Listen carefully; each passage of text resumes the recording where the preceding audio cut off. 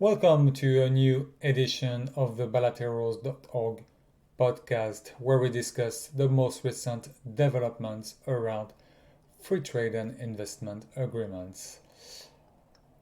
Kenya and the United States have concluded the second round of negotiations on a trade and investment agreement.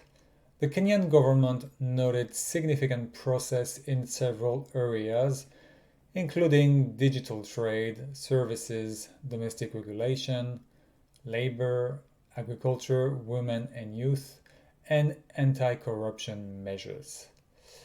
The Kenya Small Scale Farmers Forum called on the Kenyan government to stop the negotiations, saying the deal favors the US. They added that they had not been consulted, even though the deal will have a major impact on local farmers.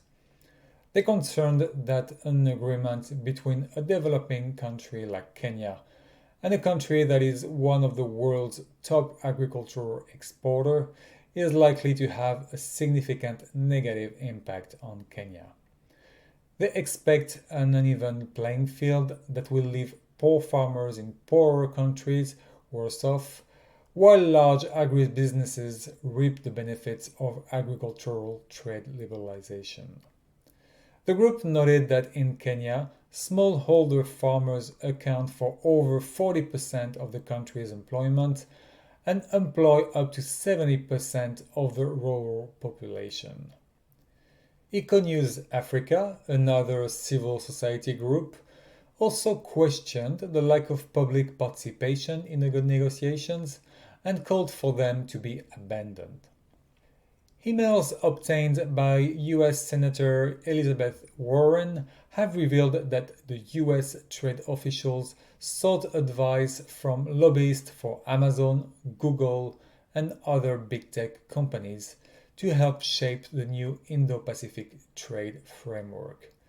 The companies were able to get insight into the new confidential talks long before the public and social movements knew about the 14 Nation Economic Initiative.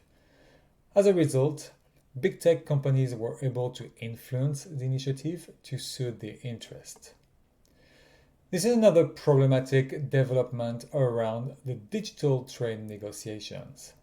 This sector is fast becoming the next battleground where trade rules could be used to hamper regulatory efforts around data privacy, algorithmic accountability, and competition in the tech industry. Ultimately, governments may not be able to control artificial intelligence systems, especially in sensitive or high risk areas, including those related to worker surveillance, anti competitive self preferencing, and bias and discrimination.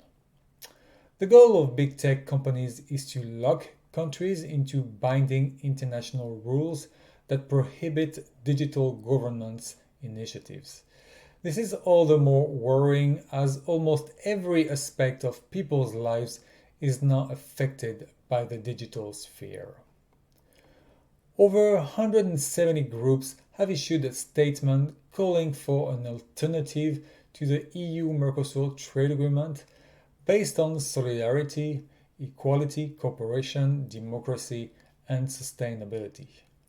The groups, which include social movements, civil society organizations, trade unions, and farmers' associations from both sides of the Atlantic, believe that the countries of Mercosur and the European Union must improve and transform their relationship. They said that the proposed agreements would only serve corporate interests at the expense of planetary boundaries, indigenous peoples, family farmers, workers, and animal welfare, and would drive deindustrialization and unsustainable social inequalities. The statement goes on to say that any future cooperation must ensure the widest possible policy space for governments to fulfill their public interest mandates as a precondition for democracy. No trade and investment measures should be able to threaten this policy space. Finally, it adds that people's common future depends on stronger democracies and people's power, not stronger and more entrenched vested interest and corporate power. That is why the current agreement must be stopped.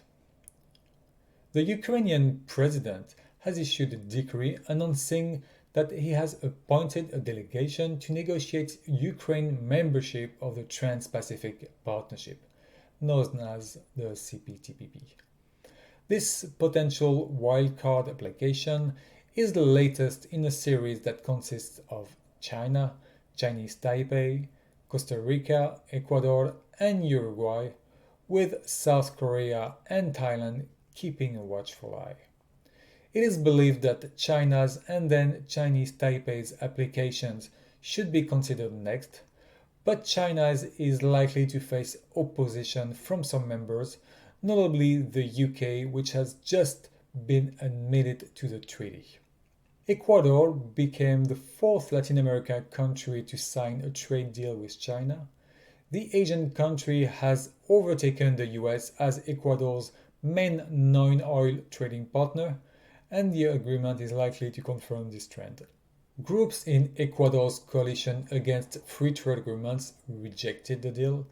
They say it was negotiated in secret. They added that, like all FTAs, it will lead to the expansion of agribusiness, mining, and oil extractivism, which destroy forests, wetlands, and peasant lands. It will bring more agrotoxic pollution and health damage. They also fear that the massive influx of Chinese products will displace domestic production, especially small and medium-sized enterprises, leading to greater job losses in Ecuador and the dismantling of many sectors of the local economy. And that's it for today. I'm Nicholas Roux, bilaterals.org. If you'd like to read more information about this podcast content, you can click on the links provided in the description box. More trade news coming up soon in our next podcast. And in the meantime, you can visit bilaterals.org.